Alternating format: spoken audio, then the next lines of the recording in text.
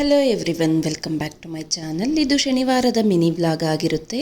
ನಾನಿಲ್ಲಿ Agaro vacuum ಕ್ಲೀನರ್ನ use ಮಾಡಿಕೊಂಡು ಡಸ್ಟ್ನೆಲ್ಲ clean ಮಾಡ್ಕೊತಾ ಇದ್ದೀನಿ. ನಾನು ಲಾಸ್ಟ್ ವಿಡಿಯೋದಲ್ಲಿ ಹೇಳಿದ್ದೆ ಅಗಾರೋ ವ್ಯಾಕ್ಯೂಮ್ ಕ್ಲೀನರ್ನ ಯಾವ ರೀತಿ ಯೂಸ್ ಮಾಡೋದು ಅಂತ ಹೇಳ್ತೀನಿ ಅಂತ.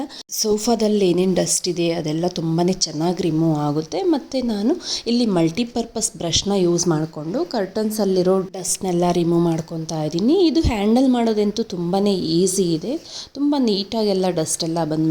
ಆಮೇಲೆ UPVC ಡೋರ್ಸ್ ಆಗಿದ್ರೆ ವಿಂಡೋಸಲ್ಲೆಲ್ಲ ಡಸ್ಟ್ ಕ್ಲೀನ್ ಮಾಡೋದು ತುಂಬ ಕಷ್ಟ ಆಗಿರುತ್ತೆ. ನಾನಿಲ್ಲಿ ಈ ನಾಜಲ್ನ ಯೂಸ್ ಮಾಡಿಕೊಂಡು ತುಂಬ ಈಸಿಯಾಗಿ ಕ್ಲೀನ್ ಮಾಡ್ಕೊತಾ ಇದ್ದೀನಿ. ಕೈಯೆಲ್ಲ ಇಟ್ಟು ಕ್ಲೀನ್ ಮಾಡೋಕ್ಕಾಗಲ್ಲ ಅದಕ್ಕೆ.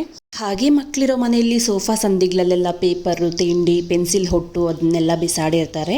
ಅದನ್ನೂ ಸಹ ಈ ವ್ಯಾಕ್ಯೂಮ್ ಕ್ಲೀನರಲ್ಲಿ ಕ್ಲೀನ್ ಮಾಡ್ಕೊಬೋದು. ನೀವಿಲ್ಲಿ ನೋಡ್ತಾ ಇರ್ಬೋದು ಎಷ್ಟು ನೀಟಾಗಿ ಕಲೆಕ್ಟ್ ಆಗಿದೆ ಅಂತ ಹೇಳ್ಬಿಟ್ಟು. ಇದನ್ನ ರಿಮೂವ್ ಮಾಡಿ ಕ್ಲೀನ್ ಮಾಡಿಕೊಂಡ್ರೆ ಸಾಕು. ನಿಮ್ಗೆ ಏನಾದರೂ ಲಿಂಕ್ ಬೇಕಿದ್ದರೆ ಕಮೆಂಟ್ ಮಾಡಿ.